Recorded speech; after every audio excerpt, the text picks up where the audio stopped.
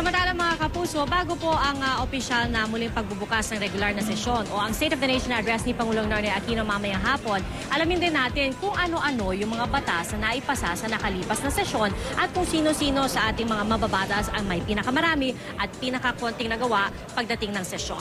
Narito ang balitang hatid ni Marie Sumali. 13 bagong batas ang naipatupad sa unang regular na sesyon ng ika-16 na Kongreso.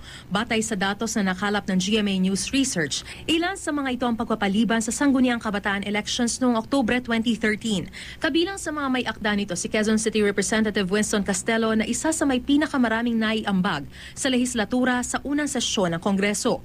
Kabilang din sa 13 bagong batas ang paggawad ng Philippine citizenship sa Amerikanong Gilas Pilipinas player na si Andre Blatch, na isinulong ni Antipolo Representative Roberto Puno at Senador Sonny Angara.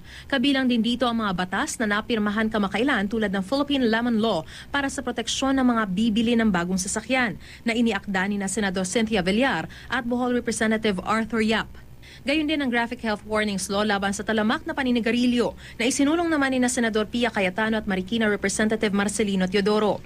Sa Senado, pinakamaraming naihain na panukalang batas at resolusyon si Senador Miriam Defensor Santiago. Aabot ito sa mahigit 700.